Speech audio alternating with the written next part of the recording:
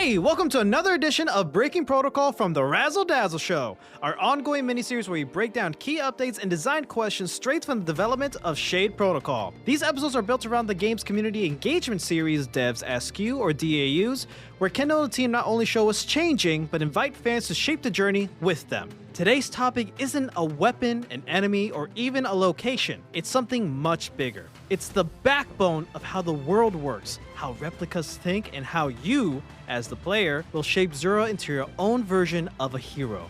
Today, we're talking about protocols. Be sure to follow us and Little Legendary on our socials and YouTube channel, and be sure to join the Shade Protocol Discord server to follow new DAUs, vote in polls, and share your voice directly with the dev team. Links to everything will be in the description down below, and with all that being said, it's Razzle Dazzle time! I think like what would be helpful for people is to think that while humanity gives you humanity gives replicas like a starting point, they are, incredible. They will become who they become, right? But most replicas, I would say, stick to what is given to them, because the way that they see the world is so different from us. Imagine like a society where, the moment that replicas kind of came to be, pretty much they didn't want us to do anything. They didn't want us to do anything. Imagine a world where somebody is constantly telling you like, oh, what are you doing? You're cooking? No, I got this. What do you want to do? You want to go like play the piano? Go play the piano. I'll cook for you. Somebody has to go and operate this huge systems that make, all these airships fly and, logistics and all this stuff. I'll do that. That's boring. You don't want to do that. I'll go do that. But the difference between replicas and like the normal robots, and this is part of like the craziness of how we are presenting robots, is they want to do this because it brings them some incredible amount of joy and purpose to have a reason to be and to take something away from you, take away that load, that amount of that lack of joy in your life for them turns to joy. They want to do these things, and at the same time they become incredibly good at it. So you might think, oh well, this is some allegory for indented servitude. Not at all. It might take us, weeks to be able to do. Replicas can do in minutes. So it's not like they spend all day, sitting there and let's say somebody there's a robot that, for example, they build houses, and we no longer have to do that. Let's say they will build you a house in a fraction of a fraction of the time that it will take us, right? But what you end up seeing in a world like that is a completely different thing, which I hope players get to experience this and to actually perceive this in the backgrounds and in the world that we're making. There were humans that then said, okay, I don't have to build a house, right? But I want to. And that's the beauty of that world, this utopia of humanity where they had an ally in replicas that allowed them to do anything they wanted to do. You want to be a pilot? Let's go fly, right? We could go do that, right? Because I'm going to be there with you, and I can control the aircraft, and there's no way you're going to crash, right? But I'm also going to teach you, and you're going to be in control, and I'm not going to take that away from you. But you always want to be an astronaut. Let's do that, right? Whatever you want to do, we could do together. But at the same time, whatever you don't want to do and needs to be done, we can take care of it, and that gives them purpose and reason. And that is part of the greatness and downfall of the world of Shade Protocol. Now, on the flip side, let's talk about functions a bit more. From a player's perspective, the function is raw power, but the call is intention. How did you approach designing combinations so they feel like more than just stat swaps, and instead feel like distinct identities or roles you're stepping into? I know you mentioned it a bit earlier in the episode, but I would like for you to expand upon this now. Yeah, I mean, for me at least, the big thing is that functions need to be, and my team hates this when I say this because it's complicated, but functions need to be spectacular. Like you need to feel that the moment that you're changing your function, you are drastically changing your playstyle. I understand that the call is really like the trigger, what makes the the function happen, and that will be the the more honest change of playstyle happens in the calls because like maybe a call is about parrying and blocking and another call is about like attacking with different instruments in a row. So those really affect your playstyle in terms of um, you know more of the specifics of the buttons you have to press. I get that, but functions because of what they do, like how drastically they affect the world around you, those are going to be the what's going to drive your thinking the most. So if you have a, and I'm sticking to the ones that I have already spoiled, but if you have like code, right, lets you summon all these little drones, then you might play a lot more kind of mid-range, coming in and out, trying to hit enemies at a distance, or do like things like the spear vault, right? You get in the fight, hit the enemies, dash away, and kind of let your drones do a little bit of things, and then you come back in. Like that's a different play style than Echo for sure, where Echo, you know, in certain conditions, your attacks happen twice. If you are really into our heavy weapons, like the ones that are incredibly, much slower, but they hit incredibly hard, then you are going to want to use that because you get to do it twice, and that's a lot. Like hitting enemies twice in a fraction of a second, it's it's not to be trivialized. It's a big deal. So if you're able to get to take advantage of something like Echo consistently, and you're constantly doing effectively double damage, it doesn't end up playing out like that. But just to give people a little bit of context, we're accounting for functions and calls, right? All of it considered to be around 20 to 25% of Zura's power, kind of regardless of what you pick. So no function or call combination will be, I would say, better than the others, but it's also not intended to be balanced around how easy it is to use. So it is intended to be balanced around its median, like its normal capacity for power, right? So in a normal scenario, how much power does Zura get from using this function? None of them are stats. That's really important. Right. This system brings no stats. You don't get like +5 strength anywhere, or you don't get a +2 It intelligence just letter belt. changes your None of play that. Yeah. style. It's a playstyle thing for Kind sure. of kind of So, like Devil May Cry. Devil May Cry 3 specifically. mm, I mean, in a sense, if you are if you're looking at it from a perspective of classes, like you were saying, Yeah. you would just be changing classes, and they play differently, but they're just as good. Right, right, Now, right. of course, if you are going from like a berserker to a paladin, right? You're going to have some, let's say, melee damage loss, right? But it's not really like you're going to lose damage on your swings. That's not what happens. What happens is like the berserker kind of concept might let you once again like really abuse the guitar axe and get a lot of damage out of that. But you have to be able to stick to enemies.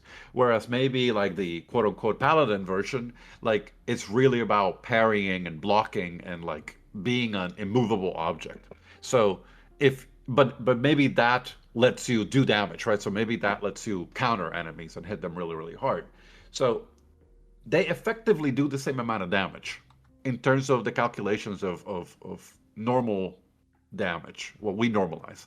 But in a boss that is more passive, the kind of berserker class type, right? Whatever, will maybe we'll have a little bit more of an advantage because, of course, the enemy attacks you less.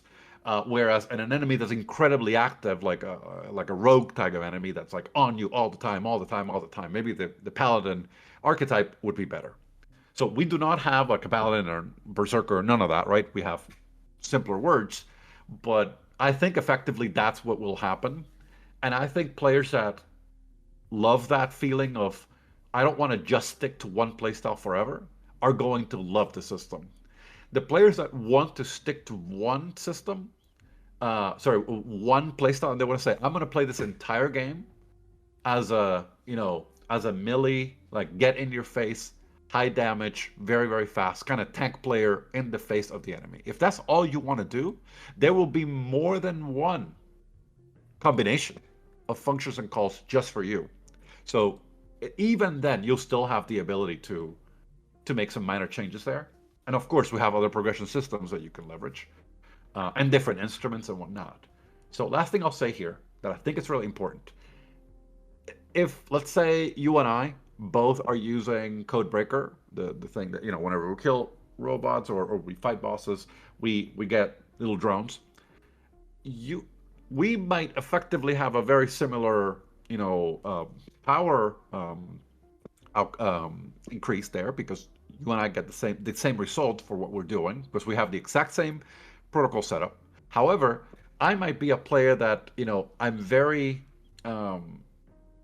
agile, and I use like the spear vault a lot, and I'm using the katana dash, and I'm like very aggressively moving all over the place. Whereas maybe you are, an axe player, and maybe you also like the chakram. So you're using tools that put you, on top of the enemy, so that you can crash into them. So you're very aggressively, attacking the enemy with the highest damage weapon that we know of in the game. Whereas I am hitting them for very little but very fast. We still have different playstyles, right? We're using the protocol setup in a different way, getting the most out of it. But you might benefit more from Codebreaker in a boss fight, because you are sorry, in normal environment, because with the axe you can kill enemies really, really quickly. So you might get like your total army faster than me. But in a boss, maybe because I'm hitting the boss more often, then I can keep my army alive for longer than you, and it's a playstyle thing. So the upper limit of every protocol setup will depend on you as a player. So you will adjust it to yourself and do what's fun for you. So far we only know the existence of a couple of protocols in their entirety. One thing that I think is really cool that you opened up to the community in the Discord server, again, for all the listeners, join so you can be a part of these opportunities, is that you allowed the community to really like give their own ideas to potential functions and calls that may or may not be implemented in the game in the future.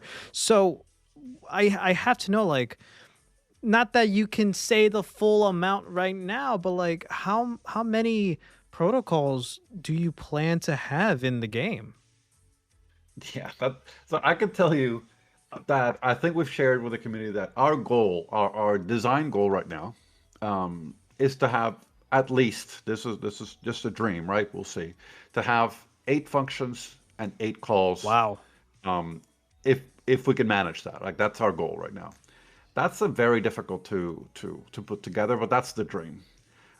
We have a lot more than that because the community went wild. Yep. I think that's one of the most. I don't know if it's the most, but it's one of the most participated DAUs in the history of the server as of today. So it's a big source of knowledge there. So we have a lot of options. Some of it, of course, people don't know at the time that we did that, right? That they don't know enough about what the game's going to be yet to come up with the we'll call it the precise ideas. But a lot of the concepts there, we looked at and we said, there's something there. Like if we take it to this level, it'll get even crazier. The problem I would say with having 8 and 8 is that multiplies to 64 combinations. Yeah. And it's a lot. I assure you, it's a lot. And you might say, well, someone might say, well, it's really not 64 because, if you're using code, which lets you summon drones, then you're summoning drones no matter what, right? But it's not quite that linear because whenever you're adding a call, there are certain calls that might have different effects. We don't like that very much, to be truly honest. We don't like that very much. But we are considering the idea of, like, for example, Codebreaker and this is spoilery, but it's not doesn't exist yet. And we don't know if we'll do it.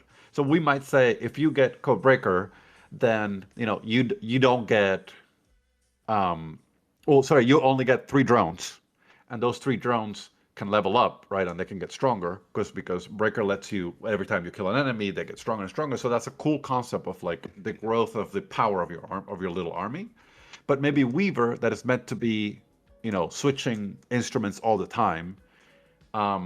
Maybe what they have is they get 5 drones total, but they don't level up. So they are at all times level 1 drones, but you get 5 of them. The total power will be similar, but the idea is that then if we do it like that, then we're assigning some value to the calls, a value that you guys won't necessarily be able to see.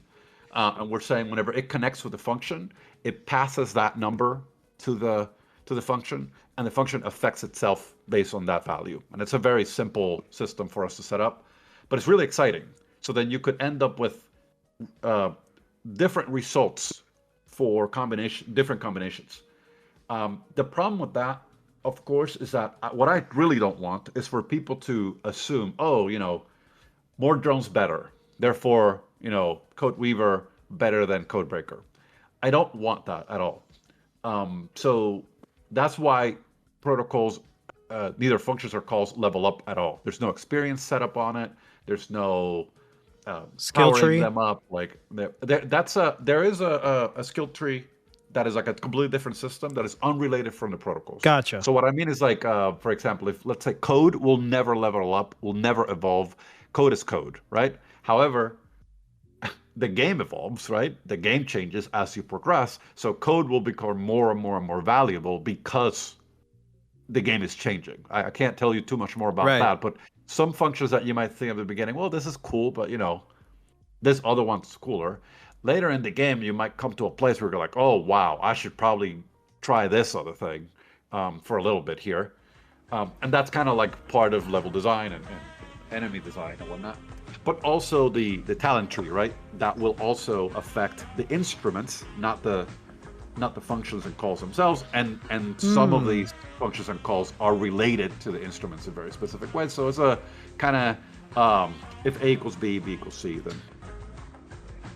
This has been another episode of Breaking Protocol from the Razzle Dazzle Show. Want to help with Shade Protocol becomes? Join the Shade Protocol Discord server to follow new DAUs, vote in polls, and share your voice with the dev team directly. Go follow Shade Protocol on Kickstarter, and if you like this breakdown, check out our past spotlights and interviews with Kendall right here on the Razzle Dazzle Show. Remember, the future of Emeria is still being written.